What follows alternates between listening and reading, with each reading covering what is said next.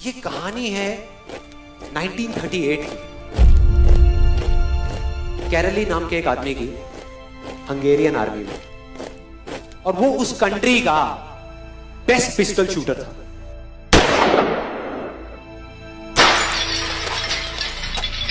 जितनी भी national championships हुई थी उस कंट्री में, उसको वो जीत चुका था।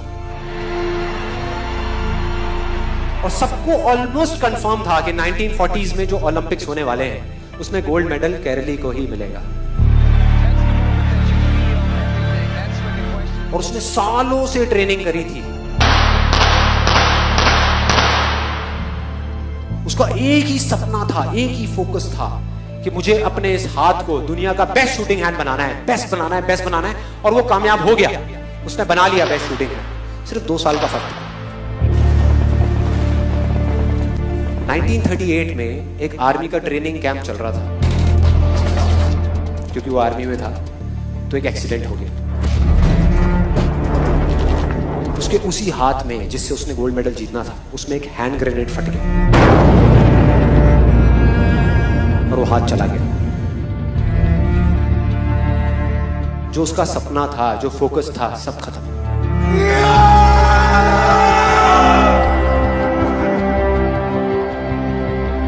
उसके पास 2 रास्ते थे। एक तो ये कि वो बाकी की पूरी जिंदगी रोता रहे और कहीं जा करके छुप जाए, या अपना जो गोल था जिस पे उसने फोकस किया हुआ था उसको पकड़ करके रखे। तो उसने फोकस किया उस पे नहीं जो चला गया था, जो उसके पास नहीं था।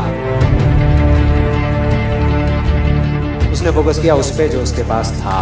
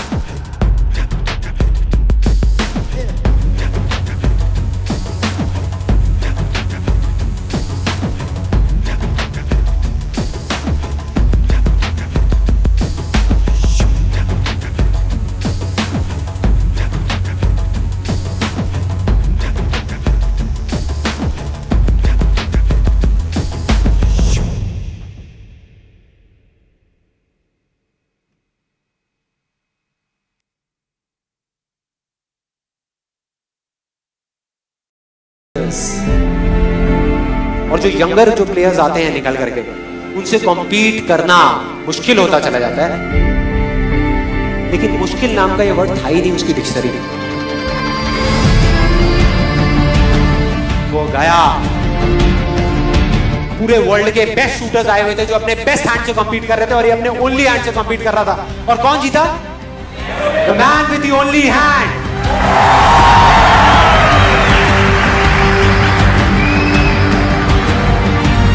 लेकिन वो तब भी नहीं रुका।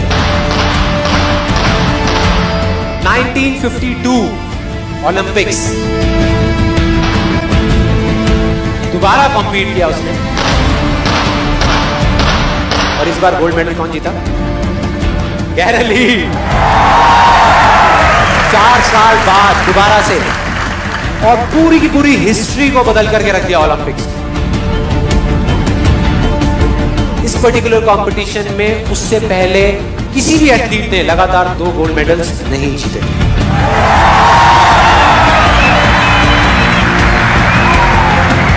अब किसी भी लूजर के पास चले जाओ, उसके पास लिस्ट होगी बहानों की कि मैं इस वजह से फेल हुआ अपनी लाइफ में, इस वजह से मैं कुछ नहीं कर पाया। बहुत लंबी लिस्ट है। और दूसरी तरफ विनर के पास चले जाओ, उसके पास में 1000 वजह होगी वो ना करने की जो वो करना चाहता है, सिर्फ एक वजह होगी वो करने की जो वो करना चाहता है, और वो कर जाएगा।